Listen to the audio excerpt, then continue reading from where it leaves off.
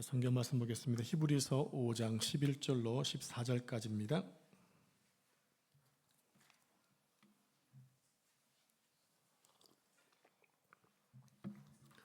히브리서 5장 11절로 14절까지 말씀 한 절씩 저랑 말씀을 교독하겠습니다.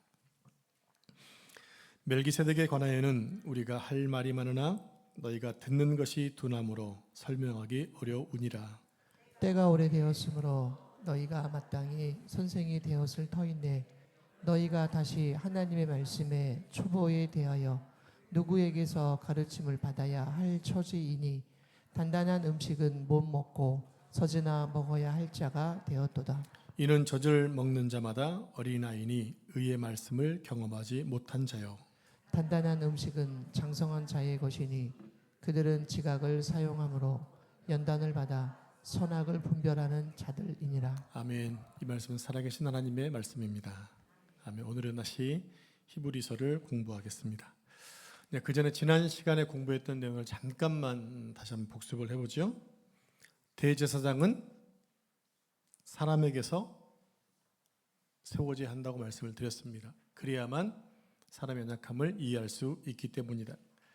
그리고 구약 시대의 임시적이며 불완전한 제사는 신약에 오실 완전하신 예수 그리스도를 바라보게 하는 모형이나 예표라고 말씀을 드렸습니다. 그리고 시편 2편 7절 말씀, 오늘날 내가 너를 낳았다는 말씀은 아버지 하나님께서 아들을 세상에 보내시는 그 자체가 고통이었음을 말씀을 드렸습니다. 그리고 예수님의 십자가 죽으심을 통해 오늘 우리가 하나님의 자녀가 되었다고 말씀을 드렸는데 기억이 나시죠? 네, 명심하시기 바랍니다. 오늘 히브리서 강의 13번째 시간으로 의의 말씀을 경험하라 라는 제목으로 말씀을 나누겠습니다. 먼저 본문 11절 말씀을 같이 화면 보시고 합독하겠습니다. 시작. 멜기세덱에 관하여는 우리가 할 말이 많으나 너희가 듣는 것이 둔함으로 설명하기 어려우니라. 아멘. 이 말씀 보면 히브리서 기자는 어떤 주제에 대해서 설명을 하려다가 갑자기 설명을 중단하고 있는 것을 볼 수 있습니다. 그러니까 이 말은 설명을 더 이상 하지 않겠다는 겁니다. 왜 그랬을까요? 안 할 걸 왜 거론만 하고 하지 않는 것일까요? 그런데 히브리서 이후의 말씀을 쭉 보면 안 하는 게 아니라 다른 것을 먼저 설명한 다음에 이 주제를 말하겠다는 것인데, 그래서 히브리서 7장에 보면 이 이야기를, 즉 무슨 얘기? 멜기세덱 이야기를 다시 하고 있는 것을 볼 수가 있습니다. 그러니까 오늘 본문의 말씀은 사실 가로 안에 들어있는 그런 말씀과 동일합니다. 즉 오늘 본문과 계속 이어지는 6장은 사실상 매우 중요한 주제이기 때문에 이 주제를 더 깊게, 더 진지하게 설명하기 위해서 가로 안에 집어넣었다는 거예요. 히브리서 기자가 오늘 본문에서 본래 말하고자 하는 주제는 멜기세덱에 대한 이야기입니다. 여러분 멜기세덱이 누군지는 아시죠? 그 주제를 계속 설명해 드릴 텐데, 여기서 멜기세덱이라 함은 당시의 대제사장이었습니다. 즉 대제사장을 말하는데, 멜기세덱 대제사장은 세상의 세습을 따라 이어지는 것이 아니라 영적인 서열이었음을 우리에게 알려주고 있습니다. 그래서 창세기에 갑자기 등장을 해서 아브라함을 축복하고 사라져버렸어요. 근데 그것이 수백 년이 지나고 1000년이 지난 이후에 다시 히브리서에서 멜기세덱 이름이 등장하고 있다는 겁니다. 그리고 대제사장과 멜기세덱은 신약에 오실 예수님을 예표하고 있는데, 이것은 구약 전체의 핵심 주제입니다. 구약의 주제가 뭡니까? 오실 메시아를 대망하라는 거 아닙니까? 그래서 지금은 이 부분을 설명할 수 없으니까 다음에 하겠다는 겁니다. 대신에 오늘 본문에서는 히브리서 독자들의 영적 상태가 어떠한지를 진단하고 있습니다. 자, 지금부터 좀 더 자세히 말씀에 들어가 보도록 하겠습니다. 다시 11절 말씀에 다시 합독하죠. 시작. 멜기세덱에 관하여는 우리가 할 말이 많으나 너희가 듣는 것이 둔함으로 설명하기 어려우니라. 여러분이 합독을 하실 때 말씀에 띄워주면 색상이 조금 바뀐 게 있어요. 그것이 중요한 단어를 제가 표시해 놓은 거거든요. 여기서 뭐가 둔하다고 그랬죠? 듣는 것이 둔하다는 것입니다. 그래서 둔하다란 말은 히브리서 6장 12절에 동일하게 나와 있거든요. 자, 히브리서 6장 12절 말씀을 같이 합독하겠습니다. 시작. 게으르지 아니하고 믿음과 오래 참음으로 말미암아 약속들을 기업으로 받는 자들을 본받는 자 되게 하려는 것이니라. 자, 12절 말씀 보면 아무리 눈을 씻고 봐도 둔하다는 말이 나오나요, 안 나오나요? 다시 12절 말씀 보여주십시오. 자, 안 나오죠. 둔하다는 말이 안 나오는데 이것을 번역을 다르게 해서 나서 그렇지 이 게으르다라는 말이 둔하다 동일한 단어예요. 그러니까 11절에서 둔하다는 말은 예를 들면 저 사람은 왜 저렇게 둔해? 라고 말을 할 경우에 행동이 느리거나 또 뚱하거나 감각이 무디다는 것을 상상해 볼 수가 있지 않습니까? 근데 오늘 본문에 둔하다는 말은 그런 뜻이 아니라 말씀에 대해서 게으르고 태만한 것을 말해주고 있다는 얘기입니다. 이해가 되시나요? 둔하다는 말씀은 말씀에 대해서 둔한 거예요. 자, 우리 함께 시편 40편 6절 말씀을 같이 화면 보시고 합독하겠습니다. 시작. 주께서 내 귀를 통하여 내게 들려 주시기를 제사와 예물을 기뻐하지 아니하시며 번제와 속죄제를 요구하지 아니하신다 하신지라. 아멘. 이 시편 40편은 다윗의 시입니다. 자, 다윗은 하나님께서 자신의 길을 여셔서 말씀을 들려주시기를 원했다고 하는 거예요. 그래서 본문을 직역하면 이런 말입니다. 하나님이여 내게 열린 길을 주옵소서. 한번 따라해 볼까요? 하나님이여 내게 열린 길을 주시옵소서. 왜 열린 길을 달라고 했던 것일까요? 하나님 말씀을 들어야 되니까. 여러분 지금 여러분들이 제 말씀을 지금 듣고 있습니다. 그렇죠? 근데 이것이 듣는 거로 그냥 육신적으로 듣는 것이 아니라 영적으로 말씀이 들려져야 한다라는 거예요. 지금 다윗은 그것을 지금 요구하고 있는 것입니다. 자, 이것은 모든 예배자들이 예배 시간에 전에 미리 와서 기도하면서 예배를 위해 기도하고 또 설교자를 위해 기도해야 하지만 그보다 가장 먼저 우선적으로 해야 할 것이 무엇이냐? 자신의 귀가 영적인 귀가 열려지도록. 그래서 하나님 말씀이 들려지도록 여러분 기도하셔야 한다는 얘기예요. 그래 여러분들 왔다 그냥 가지 않습니다. 여러분 믿음은 들음에서 난다고 했잖아요. 믿음은 들음에서 납니다. 그리고 믿음은 들려야 믿게 되는 거예요.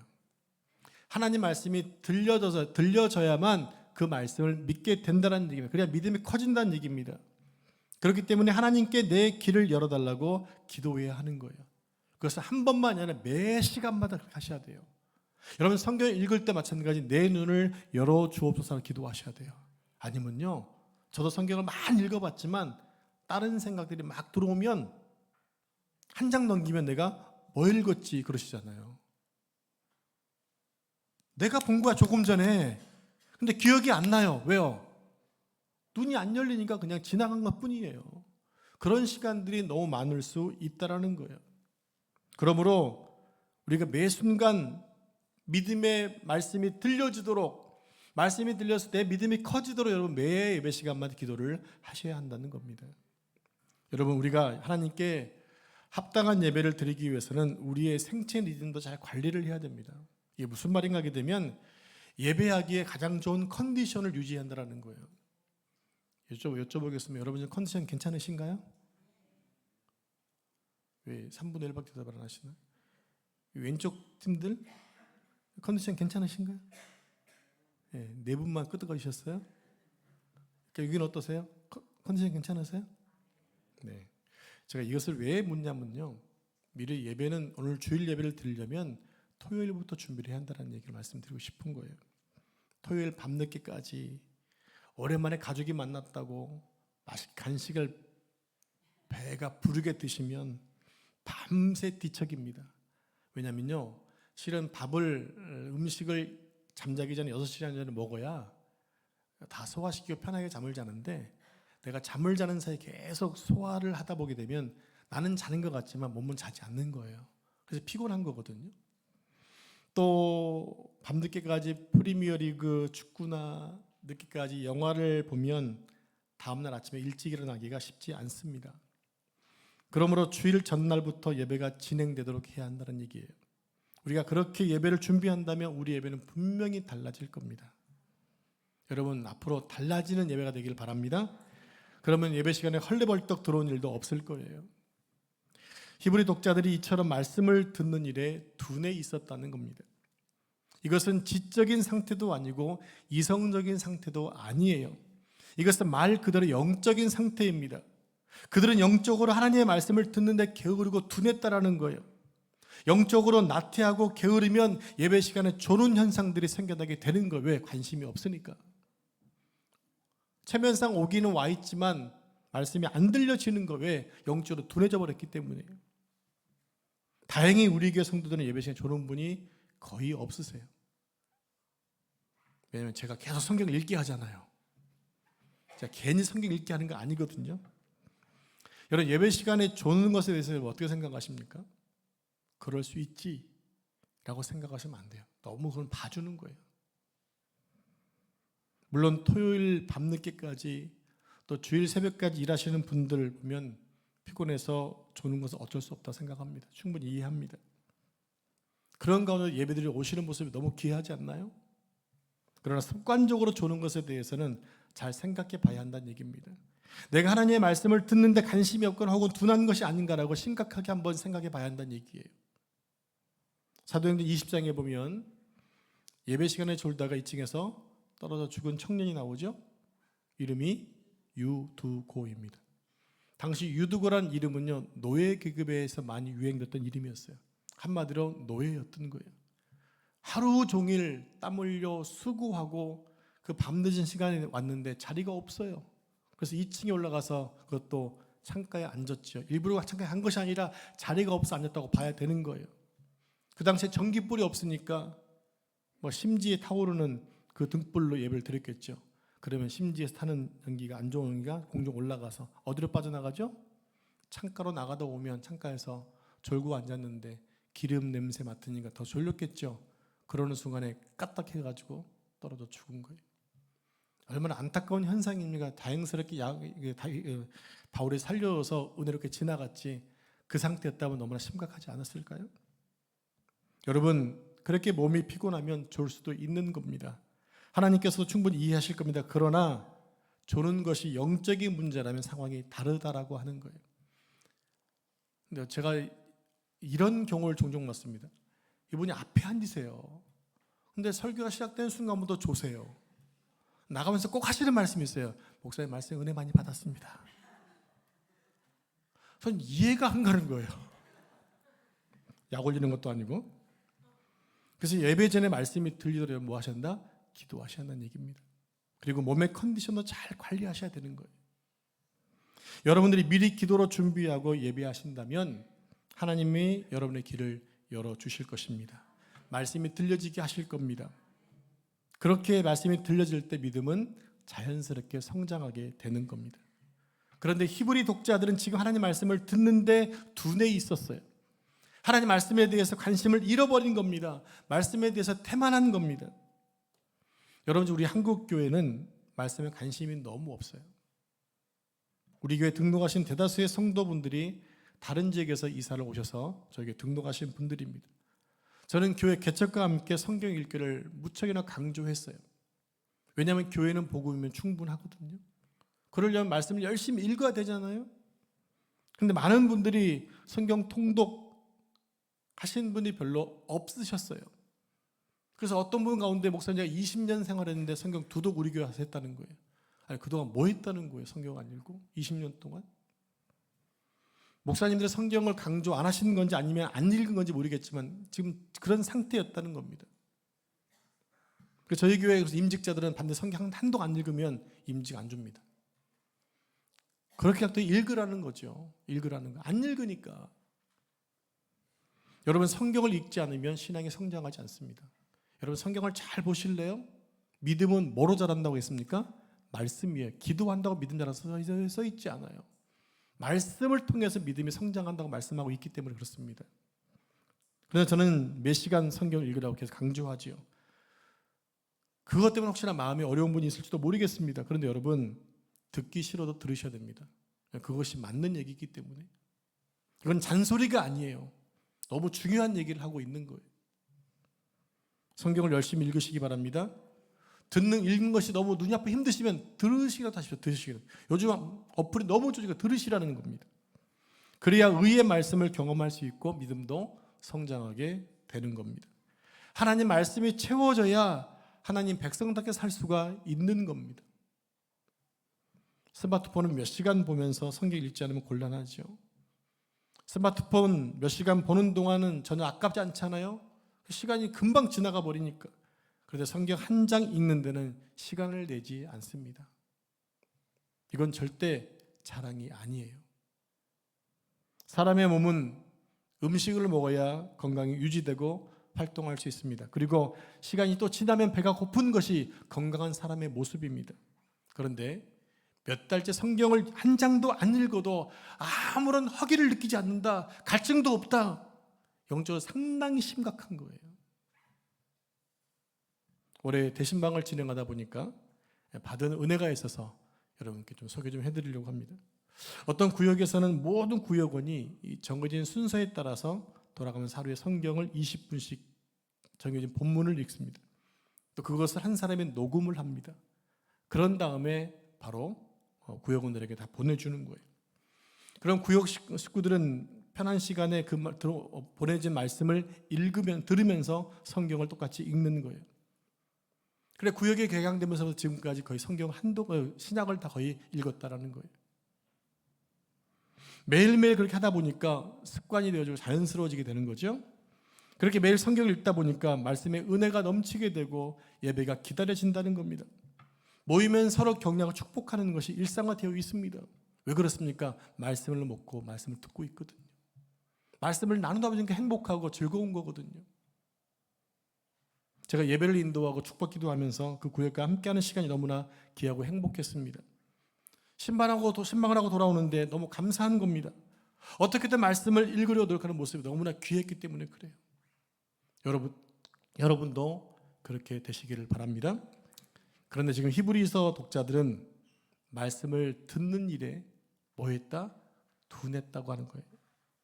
그러다 보니까 어떤 현상이 생겼습니까? 12절 말씀을 같이 합독하겠습니다. 시작. 때가 오래되었으므로 너희가 마땅히 선생이 되었을 터인데 너희가 다시 하나님의 말씀에 초보에 대하여 누구에게서 가르침을 받아야 할 처지이니 단단한 음식은 못 먹고 젖이나 먹어야 할 자가 되었도다. 네, 12절 초반에 보면 때가 오래되었다고 말합니다. 그래서 때는 원어로 두 가지 단어가 있어요. 카이로스와 크로노스입니다. 카이로스는 하나님의 시간이고 크로노스는 물리적인 시간입니다. 오늘 본문은 크로노스 즉 물리적인 시간을 지금 그렇게 놓았어요. 그러니까 이 말은 예수님을 믿은 시간이 오래된 사람을 말하는 거예요. 예수님 믿은 시간이 오래되었다. 더 쉽게 얘기하면 모태 신앙자를 얘기한다고 보시면 쉬울 것 같습니다. 때가 오래되었단 말은 예수 믿은 시간이 3대가 되었고 4대가 되었다. 신앙의 연조가 깊다라는 겁니다. 참으로 귀하고 복된 일입니다. 그런데 때가 오래된 사람들에게 오해되는 문제가 하나 있습니다. 그게 뭐냐면요, 믿은 시간이 오래된 사람은 그게 신앙 실력인 줄 안다라는 거예요. 오직에서 모태신앙에게 뭐합니까? 전도도 못해, 기도도 못해 신앙이잖아요. 또 급기야는 못된 신앙 얘기하잖아요. 왜 그렇습니까? 그것이 실력인 줄 알고 있거든요. 오늘 성경은 정확히 얘기합니다. 또 하나 오해를 말씀드릴까요?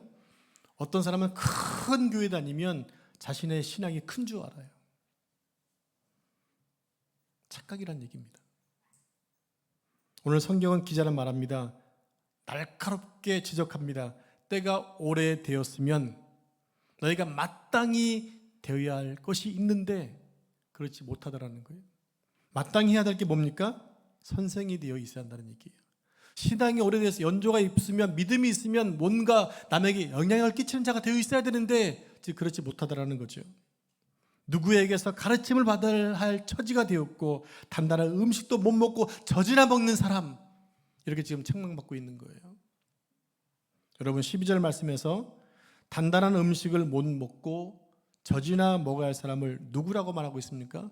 13절 보면 어린아이라고 얘기하고 있어요. 어린아이. 오늘 예배가 어린아이가 지금 여러 명 나와 있어요. 영광이 7살짜리, 유라주나 8살짜리, 예, 지금 어린아이들 나와 있어요, 교회에. 근데 더 어린아이들은 단단한 걸 못 먹잖아요. 못 먹으니까 뭘 먹습니까? 모유를 먹고 아니면 그냥 씹지 못할 것들을 먹잖아요. 부드러운 걸 먹어야 소화시킬 수 있고 입을 먹을 수 있기 때문에. 여러분, 젖은 어린 아기라 먹는 겁니다. 영광아, 젖 안 먹죠? 아, 먹고 있구나 몰래. 안 먹는다잖아요. 왜? 컸거든요. 유치원에 들어간 아이가 아직도 젖을 먹겠다고 하면 이상한 거예요. 여러분, 대학생이 엄마 젖을 찾는다면 너무나 비정상인 것 아닙니까? 그래서 12절에 보면 다시 하나님의 말씀에 초보에 대하여 누구에게서 가르침을 받아야 할 처지라고 말하고 있는 거예요.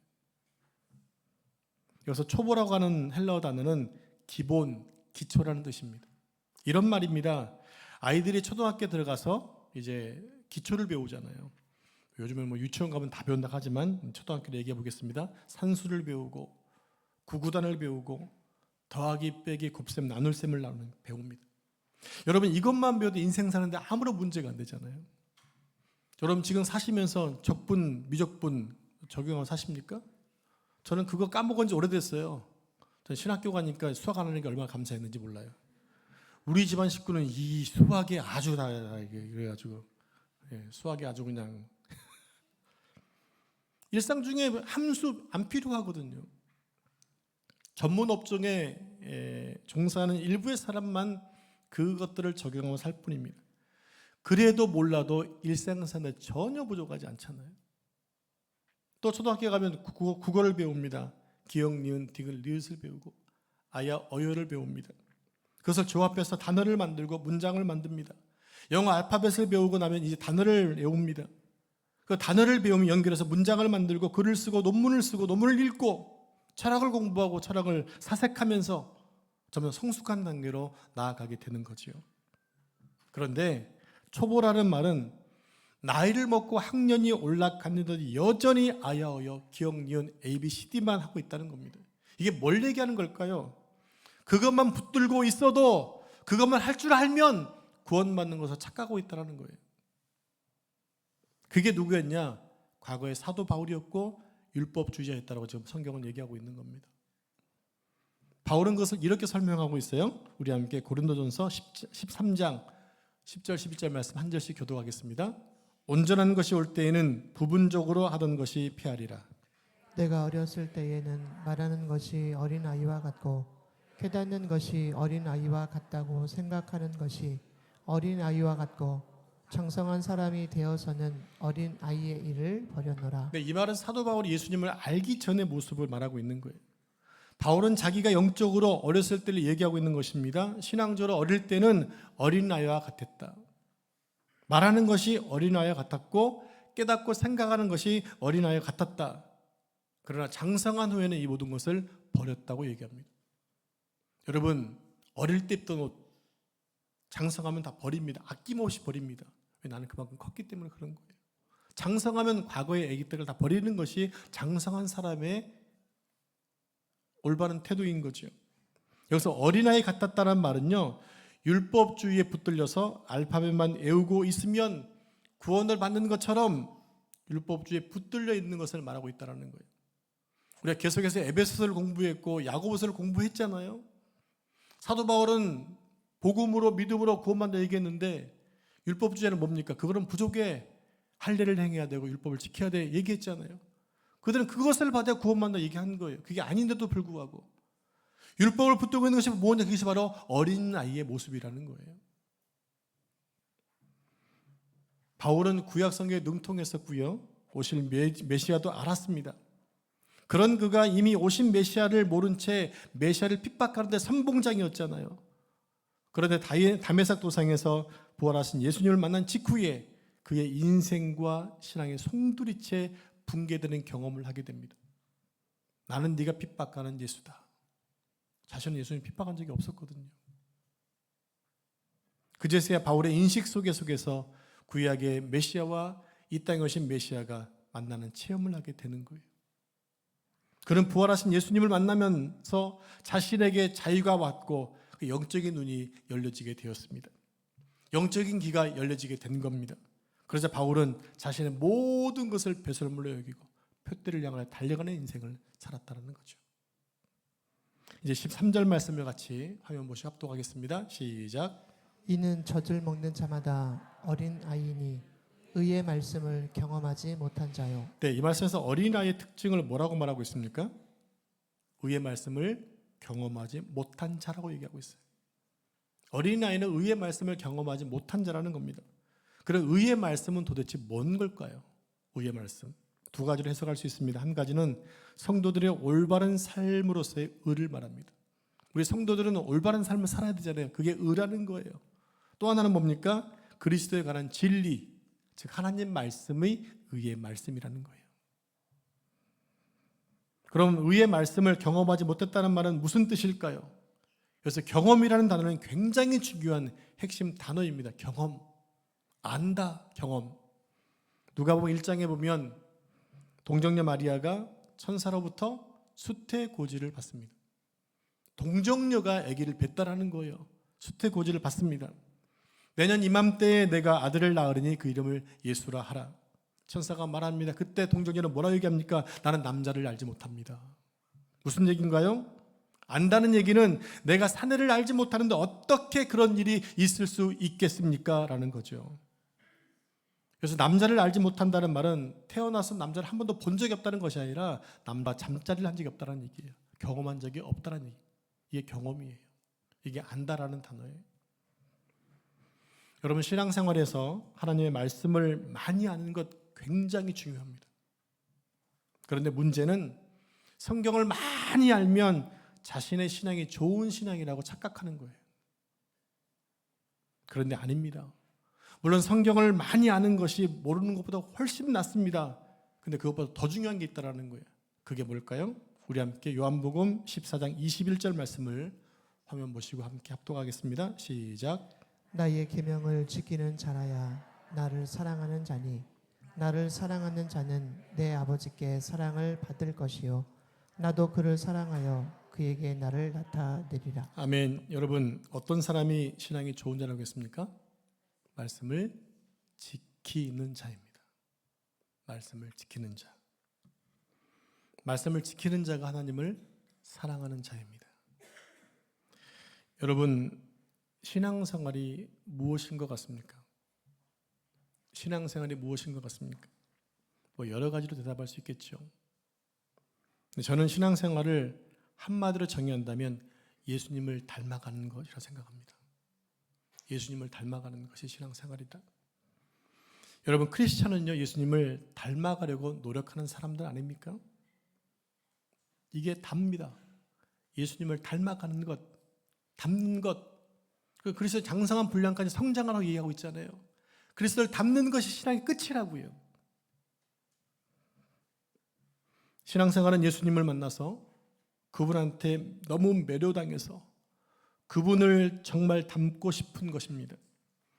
그 그리스도를 닮아가고 있는 여정을 보여주는 것, 그게 신앙생활이라고 저는 생각을 합니다. 여러분 어제와 오늘의 나는 달라지기가 좀 어렵죠. 어제와 나는 거의 비슷할 겁니다. 한 달 전이랑 지금도 그렇게 달라져 있다고 말하기도 어려울 수 있습니다. 그런데 6개월이 지나면 조금은 달라졌겠죠. 1년이 지나면 조금 더, 5년이 지나면 조금 더 달라질 것입니다. 왜냐하면요, 그게 실제이기 때문에 그런 거예요. 누굴 닮기 때문에? 예수님을 닮기 때문에. 예수님 말씀을 지켜 산다면 확실할 겁니다. 그것이 10년이 되면 나는 거의 예수화 되었을지도 모릅니다. 왜 그렇습니까? 신앙생활은 예수님을 믿는 실제 생활이기 때문에 그런다는 거예요. 예수님의 말씀을 지켜 사는 것이기 때문에 안 변할 수가 없다라는 거죠. 그렇게 그리스도인들이 세상에 보여줘야 하는 건 예수님을 닮아가고 있는 실제적인 삶이어야 한다는 것입니다. 예수님을 닮아가고 있는 것은 그러다가 실수하고 실패할 때 있겠죠. 그런 실패한 모습을 그냥 보여주는 겁니다. 난 아직 여기까지밖에 못 왔어. 난 아직도 많이 부족해. 그렇지만 난 여기서 포기하지 않고 계속 그분을 닮아갈 거야. 그 과정이 바로 정말 중요하다는 거예요. 그렇게 변하는 사람은요, 가까이 있는 사람이 잘 알아요. 배우자가 알고, 자식들이 알고, 직장 동료가 알아요. 저 사람이 바뀌었네. 내 남편이 바뀌었네. 우리 아빠가 바뀌었네. 누가 안다고요? 나를 지켜보는 사람들이 안다고요. 여러분, 다이어트 하루 이틀 해가지고 티가 안 납니다. 자기만 알죠. 배가 고프니까. 한 달 정도 되면 조금 티가 납니다. 더 살 빠졌냐? 묻는 거죠. 6개월 정도, 1년 정도 지나야 S라인이 되는 거예요. 남자분들 운동화 막 하잖아요. 갑바 채우려고. 하루 이틀 하면요, 티도 안 납니다. 한 달, 2달 흘러야만 근육이 생겨나는 거죠. 여러분, 우리가 의의 말씀을 경험한다는 것은요, 하나님을 사랑하고, 하나님 말씀을 사랑하고, 예수님을 구체적으로 사랑하는 것입니다. 이제 마지막으로 14절 말씀을 같이 합독하겠습니다. 시작. 단단한 음식은 장성한 자의 것이니 그들은 지각을 사용함으로 연단을 받아 선악을 분별하는 자들이니라. 여기서 분별한다는 단어는요, 서로 다른 물건을 대조하면서 비교함으로써 어떤 물건의 성격을 오별로 인식하게 되는 것을 말합니다. 이로 미루어 볼 때 성숙한 신앙을 가진 사람은 무엇이 선이고 무엇이 악인 것을 구별할 수 있다는 거지요. 단순히 선악을 아는 것, 윤리적인 선악을 아는 것이 아니라는 얘기입니다. 영적인 의미에서 하나님 말씀에서 위배되고 틀리고 한 것들을 구별해낼 수 있는 그 능력이 생성된다는 거예요. 단단한 식물을 먹을 수 있는 장성한 사람은 능히 진리를 추구하지만 여전히 젖이나 먹는 어린아이 사람들은 혼동된다는 거예요. 구분을 못하는 거죠. 여러분, 영적 성숙과 미성숙을 구분하는 가장 중요한 기준이 뭐냐?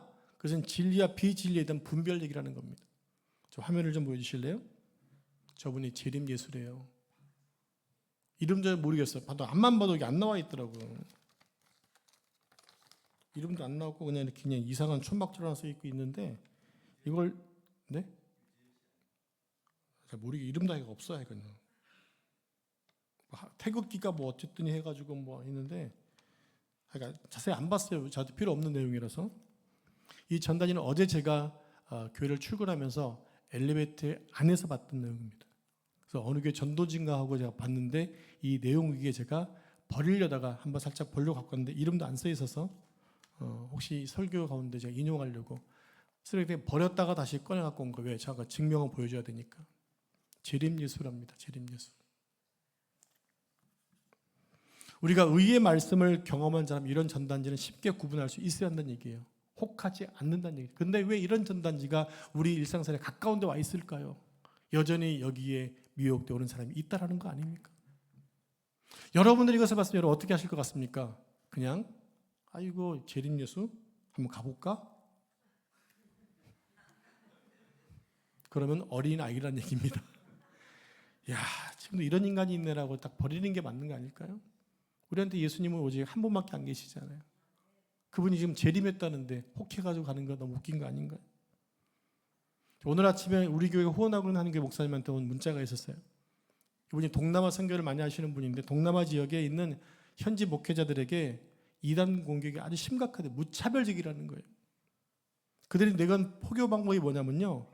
자기들과 몇 주간 공부하면 성경 공부하면 그렇게 가보고 싶어 한국을 그냥 보내주겠다라는 거예요. 동남아 사람들은 한국 오는 게 꿈이잖아요. 드림 콜이 아닙니까? 그러니까 성경 공부 몇 주 보내준다니까 혹해져가지고 공부하는 게 신천지라는 거예요. 이단은 심각한 피해를 낳습니다. 의의 말씀을 바르게 분별하지 못하면 처음엔 달콤하게 접근하지만 대부분의 인생을 망가뜨리는 것이 이단의 특징이라는 거죠. 이제 말씀을 정리하겠습니다. 성도 여러분, 의의 말씀을 경험하라는 말은 우리가 말씀을 듣고 배웠으면 그것을 순종하는 데까지 나가야 한다는 거예요. 그리스도를 사랑한다면 하나님을 사랑한다면 그분의 말씀을 쫓아 순종하는 것이 너무나 자연스러워져야 한다는 겁니다. 그래서 우리는 더 열심히 성경을 통독하고 공부하고 말씀을 들어야 합니다. 또한 그 말씀을 정확히 이해하고 실천하기 위해서는 성령의 도우심을 항상 간구해야 되는 거예요. 하나님, 말씀이 보여지게 하시고 말씀이 들려지게 해주십시오. 매 순간 우리가 기도해야 될 제목이라는 거죠. 사랑하는 보배로운 성도 여러분, 우리는 지금 진짜와 가짜가 뒤섞여서 혼란스럽고 분별하기 어려운 시대를 살고 있습니다. 이런 때일수록 의의 말씀을 사모하며 목마른 영혼으로 하나님의 말씀을 읽고 온몸을 다해서 순종하는 삶을 살아야 하겠습니다. 그렇게 성숙해지는 축복이 있기를 주님으로 축복합니다. 기도하겠습니다. 하나님 감사합니다. 의의 말씀을 경험하는 기아 말씀을 통해 하나님 말씀을 듣는 것이 얼마큼 중요한가를 깨닫게 하시니 감사합니다. 하나님 아버지 기도합니다. 하나님 말씀이 보여지게 하시고 우리의 길을 열으시사 주의 말씀이 들려지게 하셔서 하나님 의의 말씀을 경험하여 장성한 자가 되어서 진리와 비진리를 구분하고 선과 악을 구분할 수 있고 하나님의 기뻐하신 자리에 설 수 있는 삶을 살 수 있도록 축복해 주시옵소서. 장성한 자들 될 수 있도록 축복해 주옵소서. 이 모든 말씀 존귀하신 예수님의 이름으로 기도합니다. 아멘. 자,